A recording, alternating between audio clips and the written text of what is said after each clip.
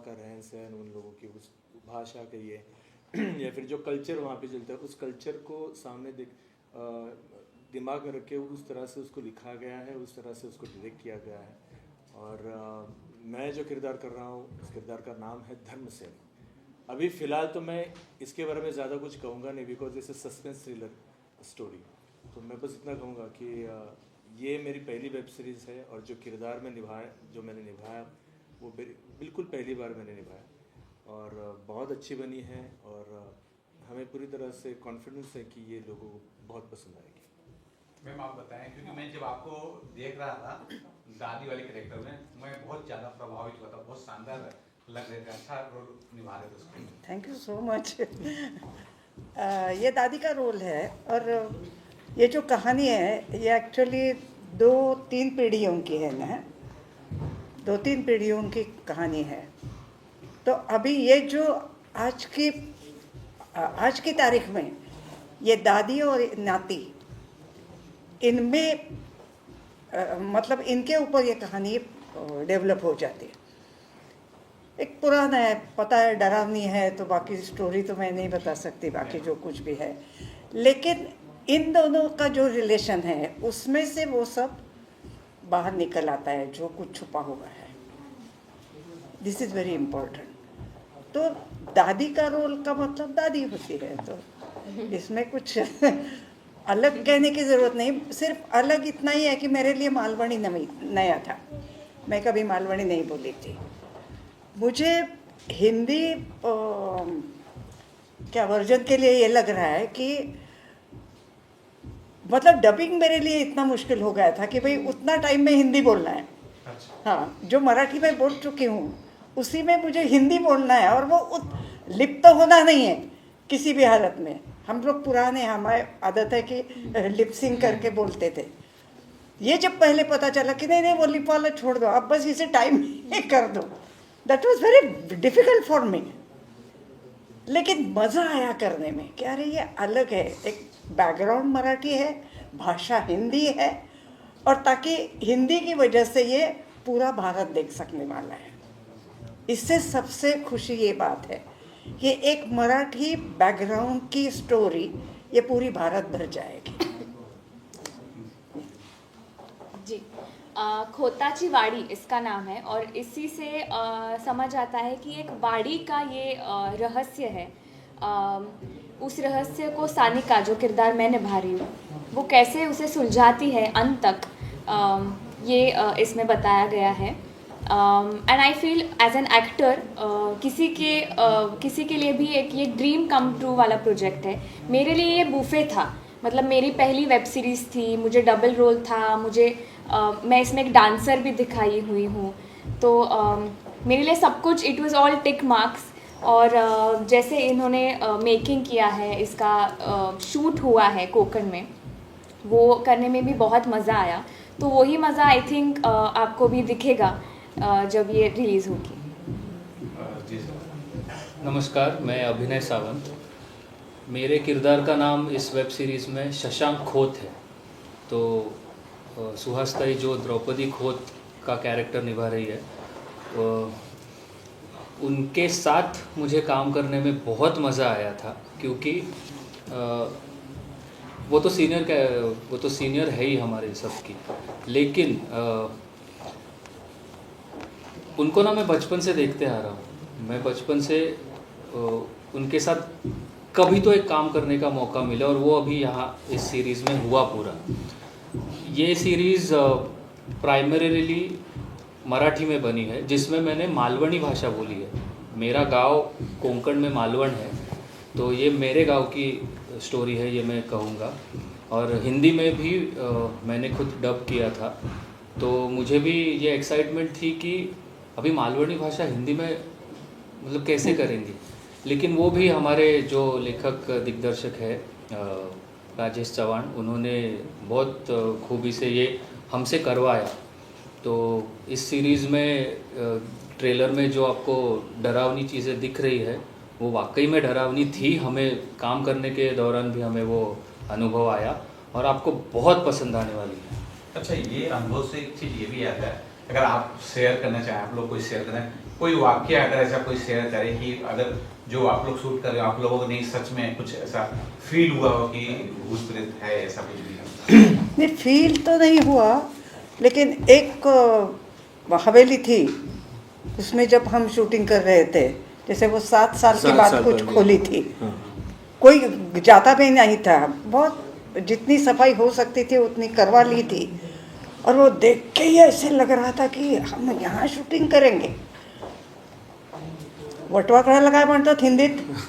जमगादड़ जमदागढ़. हाँ, वो उड़ रहे थे उधर. हाँ, चमगादड़ देख के काफी लोग हाँ. अरे हम लोग जो शूट कर रहे थे उसके पहले वहाँ पे सांप भी दिखाई दिया था, बहुत बड़ा सांप हाँ, था, हाँ। क्योंकि वो तो 7 साल के है बाद तो। खोली गई वो हवेली थी. हाँ. और देखने मतलब शायद आपको अभी हम बता रहे हैं इसलिए, वरना आप है ना आर्ट डायरेक्टर को ऑस्कर दिला देते. इतना जबरदस्त इतना सच में बहुत ही location- जबरदस्त लोकेशन. स्पाइडर, तो- कॉकरोचेस सब थे वहाँ। टूरिस्ट के हिसाब से लोकेशन बहुत बढ़िया थे, हमारे लिए नहीं. हमने काफी हाँ. मतलब मुसीबतें दे एक लिए. चीज और, इन दोनों जो ना मैम काफी जो हॉरर फिल्म आ रही थी वो कॉमेडी के साथ आ रही थी और हिट भी हो रहा था.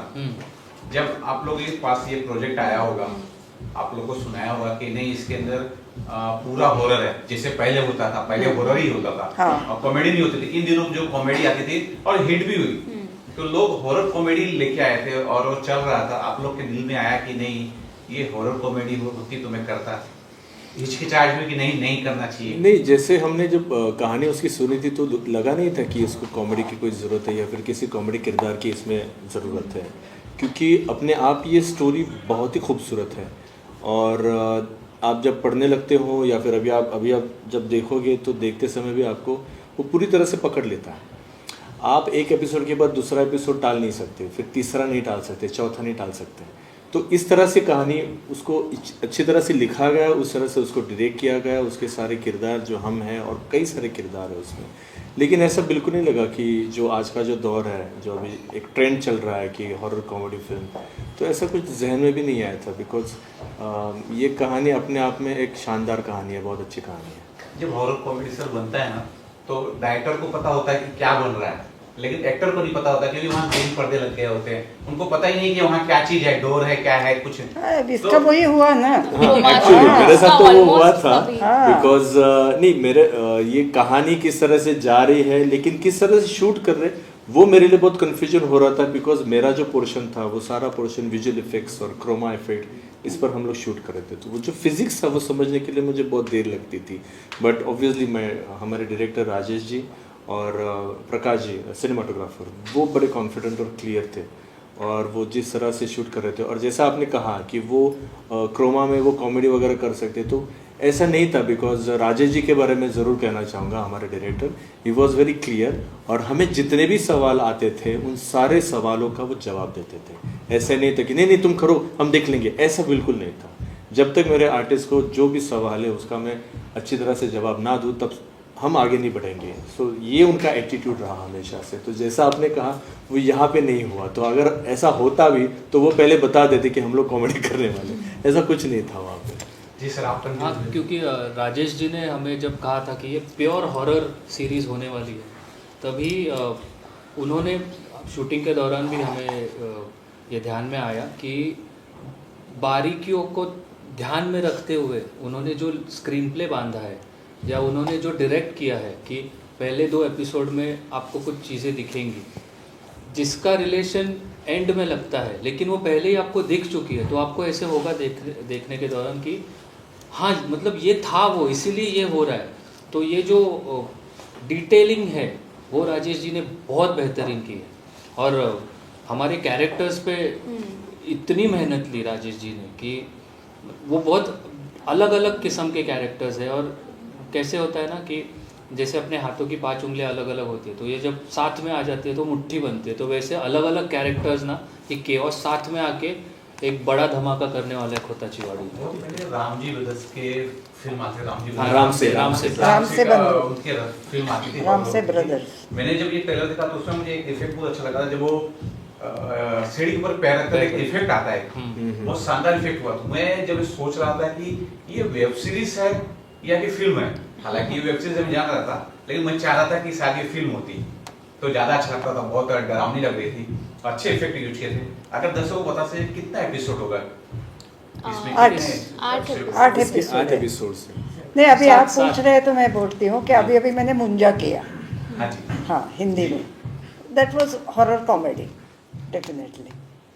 तो मुझे लगता है कि कॉमेडी या हॉरर या सीरियस या ये सोचना नहीं चाहिए। It should be a good film, it should be good serial which should entertain and give something to watcher who is watching it. So I think this 8 episodes will definitely give something to the audience. आपने जो पूछा कि बहुत बेहतरीन film बनती, इसकी जो कहानी है ना वो 2 घंटे में नहीं दिखा सकते, उसका मज़ा चला जाएगा। इसीलिए उसको 7 एपिसोड में बांटा गया है और हर एपिसोड एक डेफिनेट हुक पॉइंट छोड़ता है कि ऐसा तो होगा ही नहीं कि आपने पहले एपिसोड देखा और दूसरा नहीं देखेंगे। दूसरा देखने के बाद आप तीसरा, चौथा, पांचवा आप देखते ही जाएंगे, क्योंकि वो हुक पॉइंट्स इतने मज़ेदार है कि आप एक ही वॉच में पूरा देख लेंगे। बेटा इसीलिए तो ये वेब सीरीज जो है ना वो ज़्यादा लोग देख रहे हैं। अभी टीवी पे जो सीरियल है वो क्यों नहीं देखते लोग?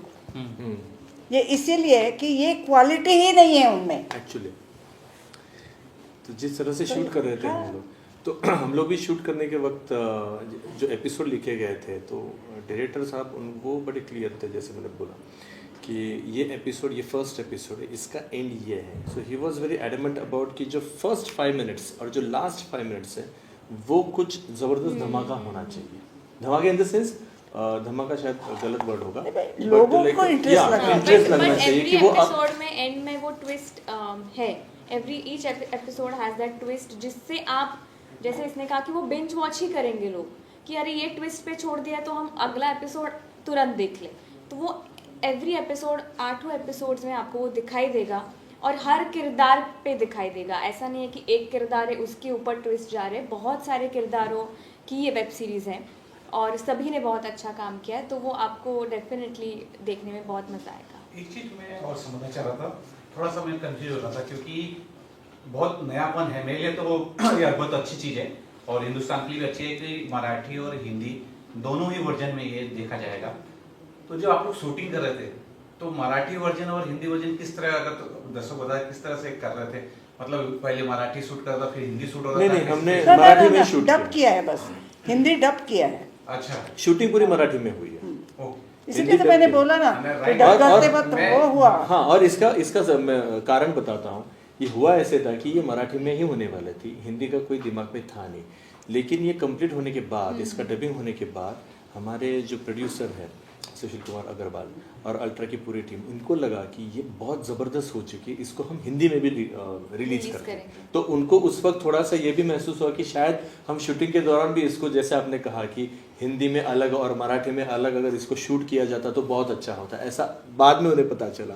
बट देन आफ्टर ये बहुत अच्छी हुई है और ये हिंदुस्तान तक पहुंचनी चाहिए, इसलिए उसको फिर हिंदी में भी डब किया गया था। नहीं, लेकिन मुझे लगता है आजकल आदत हो गई है सबको। हम साउथ इंडियन फिल्म देखते नहीं क्या, हिंदी डब सब देखते हैं, सब समझ में आती है।